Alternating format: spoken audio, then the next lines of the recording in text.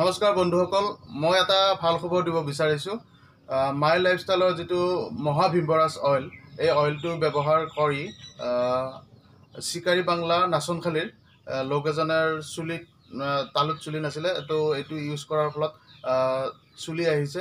মই পোনে পোনে দৃশ্যটো দেখুৱাবলৈ অনুৰোধ জনাইছোঁ। আমাৰ প্ৰতাপ সিং গুৰ মাই লাইফষ্টাইলৰ লগত জড়িত হৈ প্ৰমাণ চাবৰ কাৰণে এওঁক মানে দিছিলে এই মহা ভিংগা ৰাজ অইলটো। এইটো অইল দিছিলে আৰু তাৰপিছতে এতিয়া তেওঁলোকৰ চুলি আহিছে আৰু বাকী আছে। এই অইলটো আধাই শেষ হোৱা নাই, মই দেখুৱাই দিব দিছোঁ। হয়, আপুনি কওকচোন বাৰু কেনেকুৱা কি পাইছে? মই এই ভিংগা ৰাজ অইলটো মই আজি 25 দিন বা তেনেকুৱা 1 মাহৰ আগতে ব্যৱহাৰ কৰিছিলোঁ। ব্যৱহাৰ কৰাৰ পিছত মই নিজে গম পাইছোঁ যে নিজে মোৰ তালুত চুলি গজি উঠি আহিছে। তো এই ঔষধটো মই ভাল লাগিছে। হয়, কিমান দিন ইউজ কৰিছে আপুনি?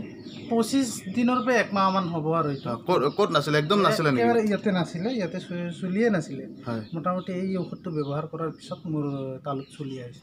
আৰু বাকী আছে বাৰু, বাকী আছে। মই আশা কৰোঁ যে এই অইলটোৱে মোৰ চুলি আনি দিব।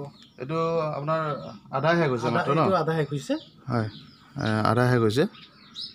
তো চাওক, এনেকুৱা ধৰণৰ এটা ৰিজাল্ট, সম্পূৰ্ণভাৱে নেচাৰেল বস্তু আছে, আপোনালোকে সকলোৱে জানে।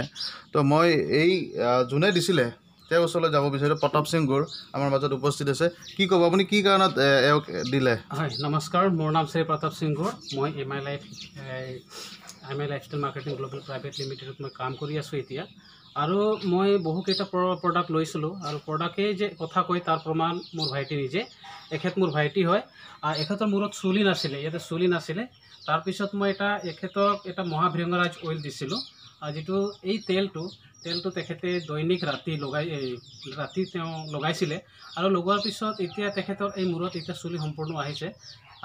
চুলি প্ৰায় আহিছে, আগতে নাছিলে। গতিকে মই এডালো নাছিল চুলি তালত, মানে নাছিলে, এইখিনিত একদম নাছিলে আৰু এতিয়া চুলি আহি গৈছে। মানে এতিয়া এনেকৈ হৈছে যে 25-30 দিন লগোৱাৰ পিছতে এখেতৰ যিটো চুলি অহাৰ পিছত অৱশেষত তেখেতৰ যিটো চুলি এই কাটিবৰ কাৰণে চেলুনত যাব লগা হ'ল। আৰু এটা কথা মই জমনি যদিও ক'ব লাগিব, আগতে চুলি নাছিল যদিও এনেকুৱা হৈছিল যে তেখেতে মোক পইচা খোজা নাছিল। এতিয়া চুলি কাটিবৰ কাৰণে চেলুনত যাবৰ কাৰণে মই এতিয়া পইচা দিব লগা হৈছে। এইটো এটা ডাঙৰ কথা হৈ গ'ল। তো গতিকে মই সমগ্ৰ অসমবাসীক মই জনাব বিচাৰিছোঁ, যিহেতুকে যিবিলাক মানুহৰ মূৰত চুলি নাই, তালুত চুলি নাই, গতিকে আপোনালোকে